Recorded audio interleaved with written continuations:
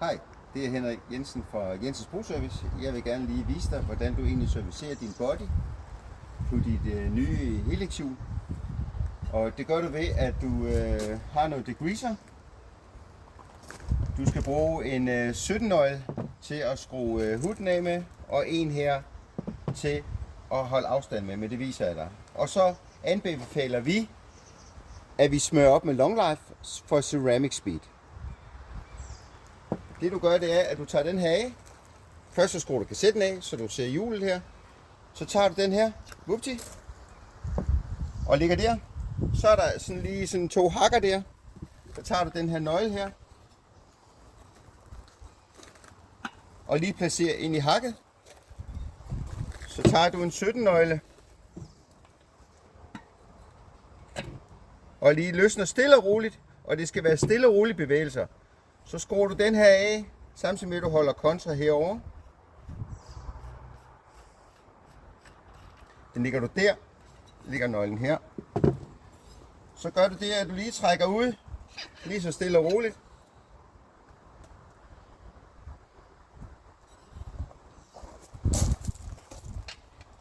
Som regel der sidder en masse snask og sådan noget her, det kan du se, det her det har kørt.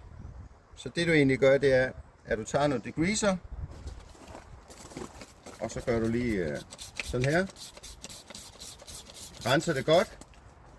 Får skidten af. Jeg bruger som regel en tandbørste, så vi lige får renset hele det her af.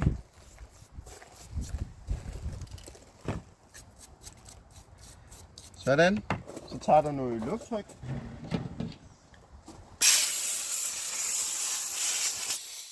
Sørg for at sprede det her rundt, så du kommer helt ind i hakkerne. Godt. Starter vi for processen igen, lige for det her. Så vi sørger for, at vi får alt skidt ud af navet. Vi bruger lige tandbørsten her igen.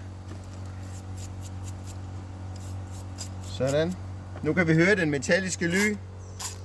Det betyder, at den er ren. Kigger lige, om der skulle være noget grus og skidt. Det er der ikke her. Så gælder det om at blive ren, og det gælder om, at den er helt tør, når du er færdig.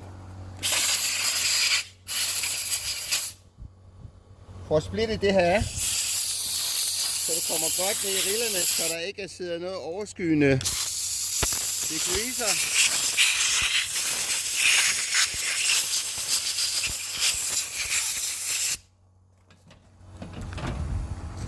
Du tjekker så, om det her stadigvæk, sørg for, at det her det stadigvæk sætter fast.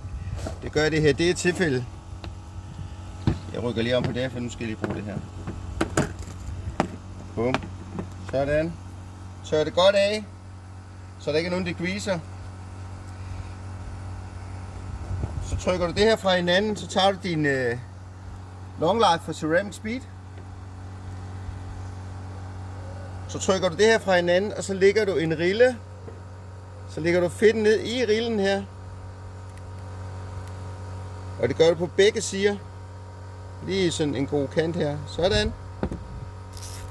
Så nuller du det her.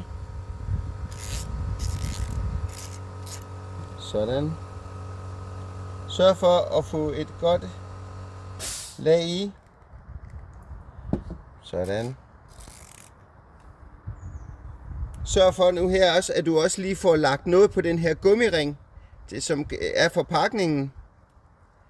Sådan. En god idé det er lige at, når man tager fat her, får det her rengjort.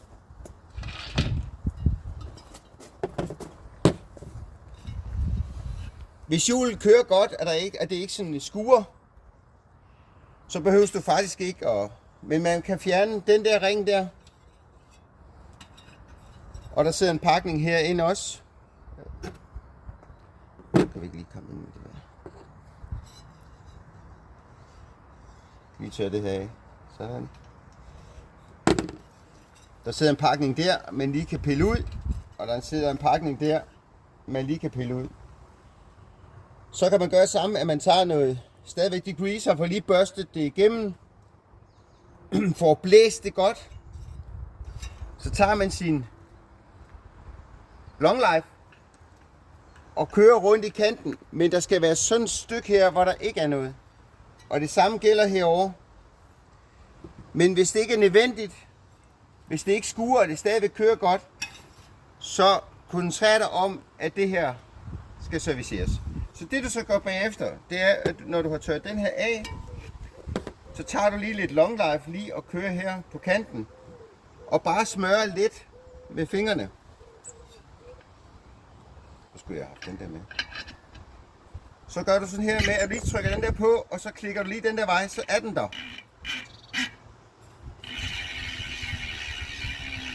Og så har du faktisk nedsat lydeffekt med 50%, og dit hjul er klar til at køre igen. Det du så gør bagefter, det er, at du lige tager den her, og så smører du den her. Man kan få noget fra Vyrt, der hedder Carbonpast, som er kulde- og varmebestandigt. Det smører man lige yderkanten med her. For at så lukker du også af for vandet. Kommer ikke ind her. Det du gør, det er, at du skruer den her stille og roligt på med fingrene.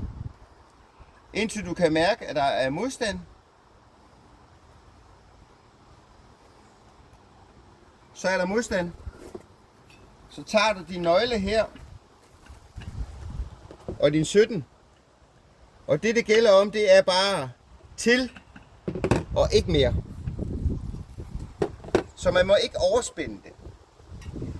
Bagefter så tager du noget, det der carbonpast og lige spørger på yderkanten her, som jeg har vist.